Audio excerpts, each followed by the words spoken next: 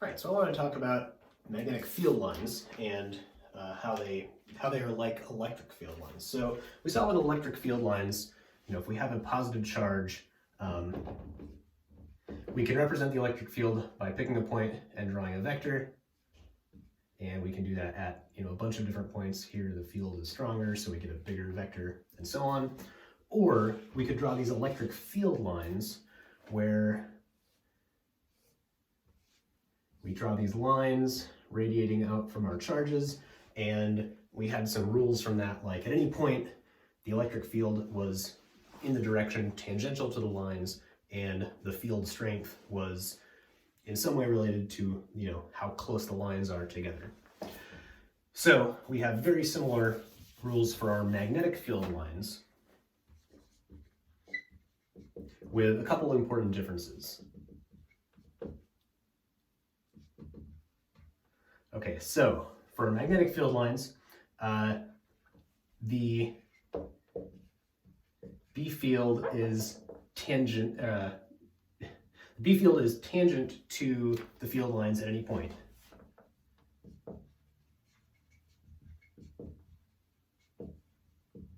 And if we have a point, between the magnetic field lines we've drawn, we can kind of interpolate what the direction of the B field is there. We also know that the strength of the B field is higher when our lines are closer together. So B stronger where our lines are closer. So this is just like our electric field, and it is weaker where the lines are farther apart.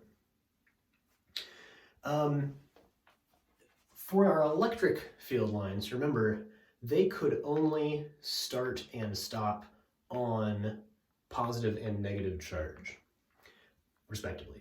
Our B field has no such place that it can start or stop. So this is one important difference between the E and B fields. So the rule that comes out of that is that our B field lines do not start or stop. Or in other words, they are all loops rather than lines going from point A to point B. They always meet up with themselves. So we'll draw some examples of this over the course of the next little bit.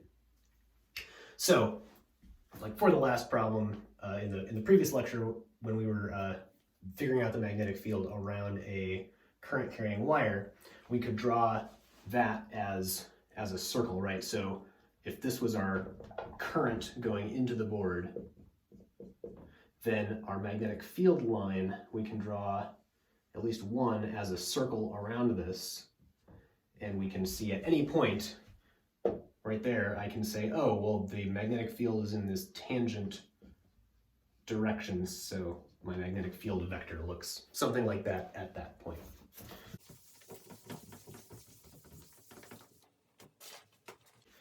All right, let's do one example with numbers. We haven't done that many. So let's say I have a wire that is carrying 10 amps of current from right to left. And I would like to know what the magnetic field is. We'll say this wire, and I would like to know what the magnetic field is at this point, a distance of 1 centimeter away from the wire. Okay, so there are a couple things that we can say. First of all, we have an equation for the current through an infinitely long wire. I didn't explicitly say that this line or this wire was infinitely long. However, our infinite line equation still works as long as we are close enough to the wire that the parts that are far away wouldn't have contributed much anyway. So in other words, if the wire is much, much longer than our distance from it, we can use the infinite line or the infinite wire equation even if it's not actually infinite. Which is good, because that means we can use it for things in lab, even though nothing in lab is infinitely long. All right, so our equation for that is mu naught I over 2 pi r. So mu is 4 pi times 10 to the minus 7, I is 10 amps, r is 1 centimeter, and if we do that, we get exactly 2 times 10 to the minus 4 Tesla, plugging in all of those numbers. So this is 200 microtesla. This is, stronger than Earth's magnetic field, but weaker than most magnets we would have lying around the house. So this is a pretty small field, and 10 amps is a fair amount of current. This is a fairly significant amount of current to have in a wire. We can do this and more in lab easily, but on a kind of household object basis, this is like, a large appliance rather than a phone charger or something like that. Oh, there's an important thing we didn't say, the direction of this magnetic field, right? So at this point above the wire, we can use our new right-hand rule to figure this out. We put our thumb in the direction of the current and our fingers wrap around the wire in the direction of the field. So up here, our field must be going into the board. So if we wanted to write this as a vector, it equals 2 times 10 to the minus 4 Tesla into the board hat direction, or we could write that with a z hat vector too or something like that, but this works well enough.